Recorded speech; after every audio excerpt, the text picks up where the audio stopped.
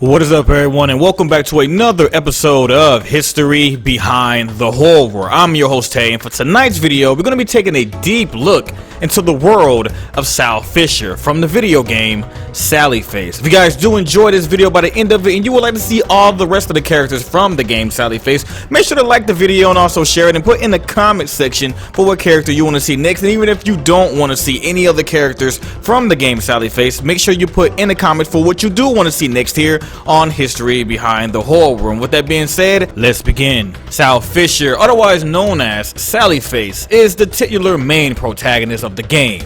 The son of Henry and Diane Fisher, a tragic incident during his childhood resulted in the death of his mother and left his face severely scarred, requiring him to wear a prosthetic face. Years following this incident, Sal and his dad moved to the town of Knockfeld for a fresh start, residing in room 402 of Addison Apartments. The game centers around several events throughout Sal's life, focusing on his investigation into the sinister mysteries that surround his new home and his attempts to stop the Devourers of God, whose plan is to destroy us all. Destroy us all! Destroy us all!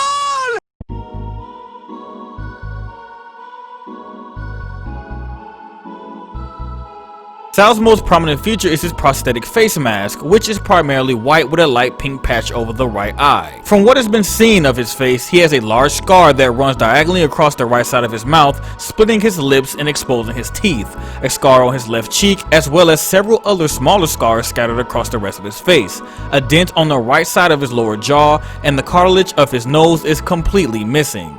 He has shoulder-length bright blue hair, which he usually keeps tied up in pigtails, and two piercings in each ear. He is noticeably short, being the second shortest among his friend group. As a teenager, Sal wore a black sweater, ripped red jeans, and blue and white sneakers. In The Wretched, he wore a black hoodie, a pair of blue fingerless gloves, and green earmuffs while in the snow. As an adult, he wears an outfit identical to the one he wore as a teenager and his hair down. His fringe has grown asymmetrically, with the right side covering his right eye. His prosthetic now has what are presumably pieces of adhesive tape holding the pieces together. Following his arrest, he wears a tattered orange prison jumpsuit with the inmate number 081486.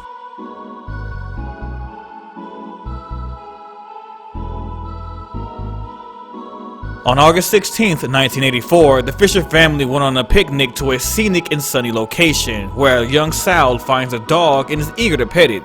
After some prodding, his mother allows Sal to visit the animal. However, it's revealed that the quote-unquote dog was in fact a man wearing a dog mask, presumably Kenneth Phelps, and wielding a shotgun. His intent was to end the boy's life due to the prophecy foretelling that a young boy would foil the Devourers of God's plans. The boy survived the encounter, but at the cost of his mother's life. For years to come, Sal will maintain that his mother was killed by a man, not a wild animal, even if his psychiatrist and father didn't believe him. After a fateful visit to the hospital, Sal had to adapt to a new life with his prosthetic face and internalize the nickname bullies would later give him, Sally Face.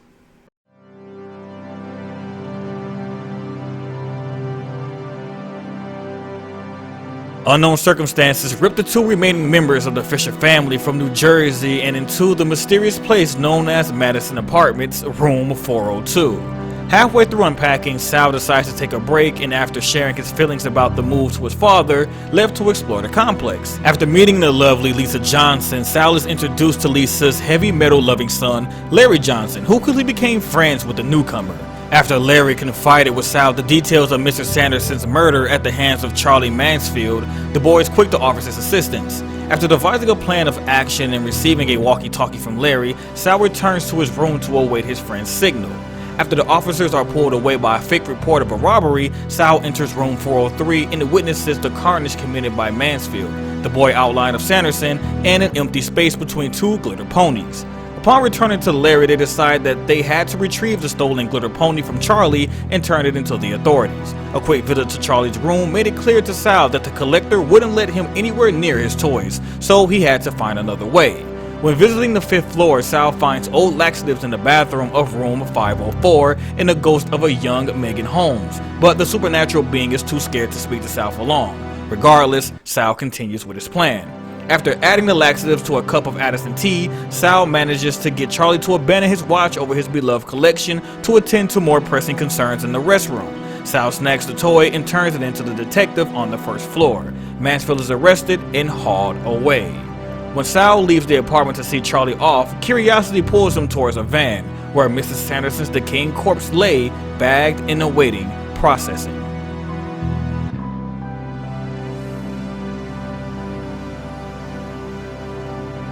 A few months into Sal's stay at Addison Apartments, he began to become plagued by nightmares. One particular dream places him at the picnic where his mother was murdered, and later shifted into Larry's shoes when he was fixing the toilet for Sandy Sanderson on the day of her demise. After being devoured by the toilet, Sal meets the glitter pony he used to incriminate Charlie, begging for water. When the plumbing is restored, the glitter pony becomes bloated, serving as a bridge for Sal to return to the quote-unquote surface to witness Mansfield murder Sanderson. A trail of bloody footprints leads to a seated Charlie Mansfield, admonishing Sal for his actions. Sal is jolted from sleep when Charlie's skin peels off to reveal a cold black demon with red eyes.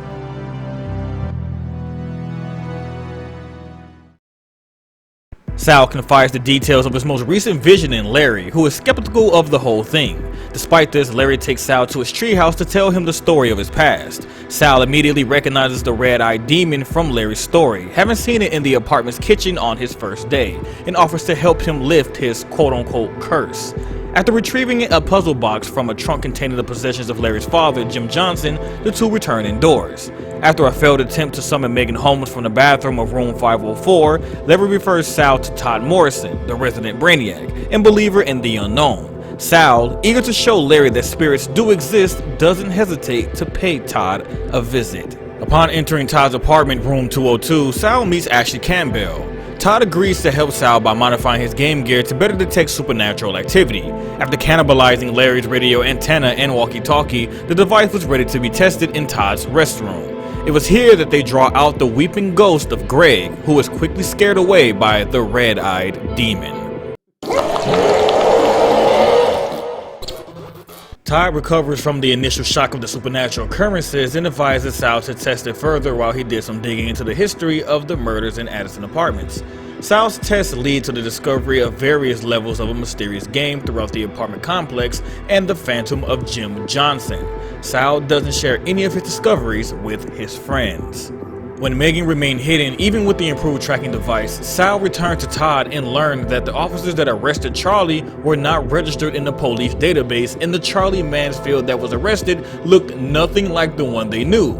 Additionally, old reports of Megan's corpse being found by Lake Wendigo shows pictures of the girl when she was still alive.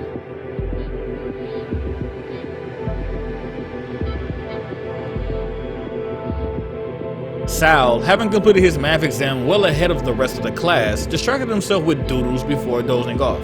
He is abruptly awoken by Mrs. Packerton, who assures him that he did well on his test, earning a mean stare from the bully, Travis Phelps. When the class reached its conclusion, Travis confronts Sal and Ashley in the halls and punches Sal in the face, and drawing blood in the process. Sal declines all offers from his companions to get even with Travis, insisting that it will only worsen the situation with him. The following day during lunch, Sal notes that the bologna being served tasted funnier than it usually did, causing his friends to spew their speculation over the meat's origin.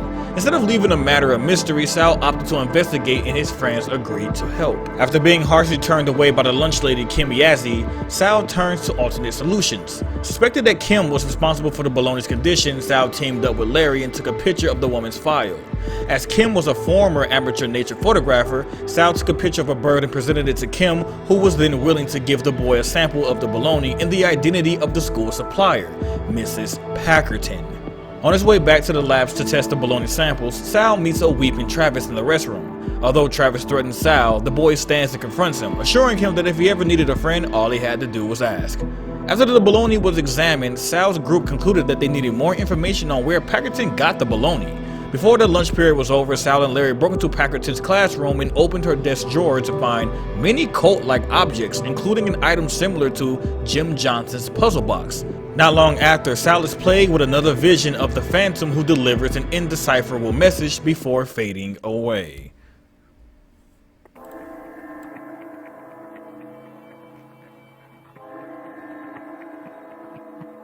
That evening, while Packerton was away, Sal and Larry broke into her apartment to find the severed head of a goat in the refrigerator and 2 locked doors. Behind one door was Mr. Packerton, hooked up to a life support machine and stuck in a vegetative state. Sal uses the super gear boy to summon Mr. Packerton as a ghost. The spirit denies knowledge of the baloney's origin and instead begs to be put to rest. Sal complies and pulls the plug. After being forced into hiding by Ashley, whom they mistaken for Mrs. Packerton, Larry found a key to the next room, a butcher shop stained with blood, decorated with newspaper clippings of missing children, and a pentagram decorated Foot Locker fridge. Sal opens the freezer to find the deboned flesh of his missing classmates. Disgusted but satisfied that the origin of the lunch meat had been uncovered, they decided to leave and devise a way to deal with Mrs. Packerton. Before they could complete their escape, Ashley discovers a hidden trash chute behind a picture of a farm and accidentally falls down into the bowels of the apartment building. Stricken with panic, the 2 boys act fast to save their friend.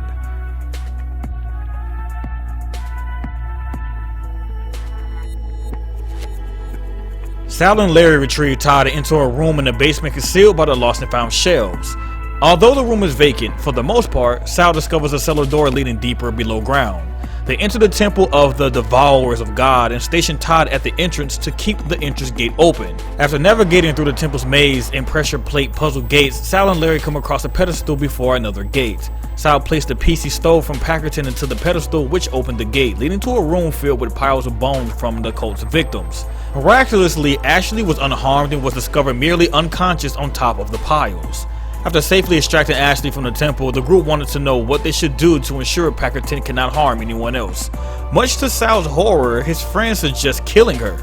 Sal convinced them to sleep on it, but the next morning they learned that there was no need to take action as Mrs. Packerton was killed by a drunk driver on her way home.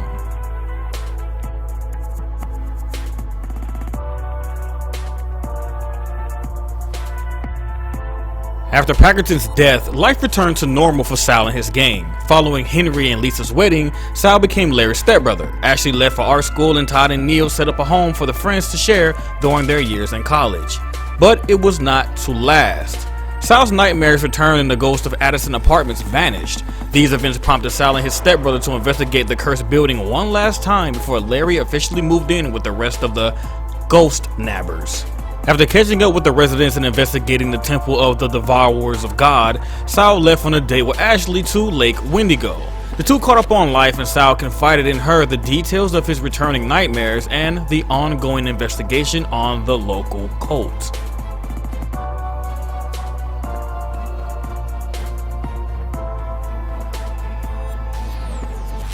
When Sal returned home, he received a disturbing text message from Larry. When his stepbrother didn't answer his cell phone, Sal rushed to the treehouse behind the apartment building, only to find Larry's suicide note detailing the purpose of his actions. The darkness was starting to infect him. Later, according to what Ashley said in Sal's trial, Ash came to see Sal and thought he was drunk. She argued with him for the first time and let Henry and Lisa know that Sal was not okay. She later regrets not staying with Sal. Donning the necro-like guitar and requesting the assistance of Todd, Sal investigated the treehouse to find a single empty alcohol bottle on the floor. Before a proper investigation could be made, Sal was teleported to the roof of the apartment building right by the pillar by Allison Rosenberg's ghost. With the help of Larry's ghost, Sal destroyed the pillar and temporarily freed the residents from the Endless One's grasp. Upon entering the room of Terrence Addison, Sal learned the truth.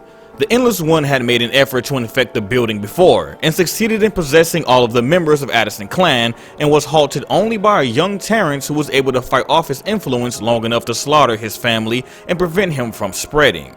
The Endless One manifested inside Terrence and had been fighting to control him for decades. Using the Necro Light, Sal killed the Endless One and briefly met the real Terrence Addison, who gave him a most dreadful mission. Kill all who were infected by the dark, or the shadows will consume more people. After great deliberation, Sal conceded and killed every single resident of the apartment building, including his own father. After the deed was done, Sal left the building to be greeted by a horrified Ashley Campbell and the Knoxville Police Department.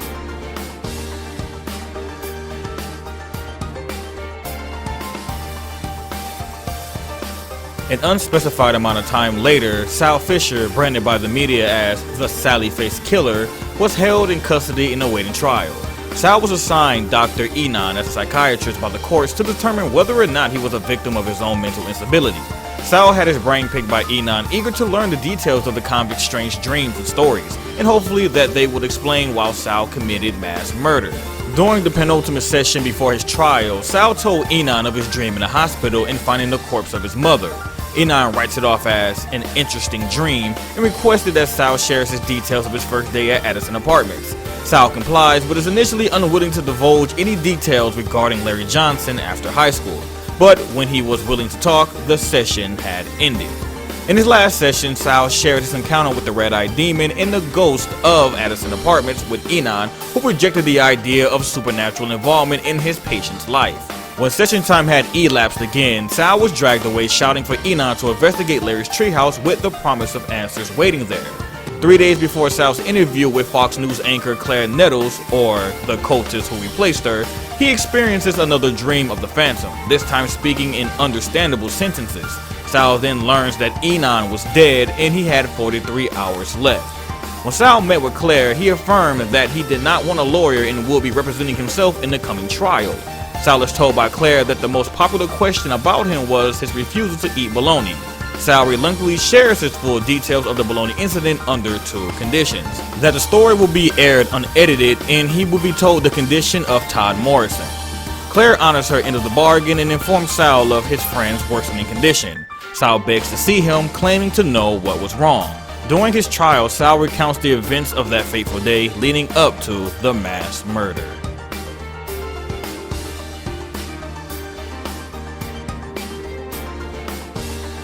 With a mountain of testimonies, a replaced Dr. Enon, and a concerned Ashley Campbell against him, Sal was deemed guilty despite his best efforts to warn the populace of the cult's activities and the spread of red eyes. He was sentenced to death, a ruling that Ashley strongly fought against, and sent to the electric chair 3 years later with the distraught Ashley Campbell as his only witness.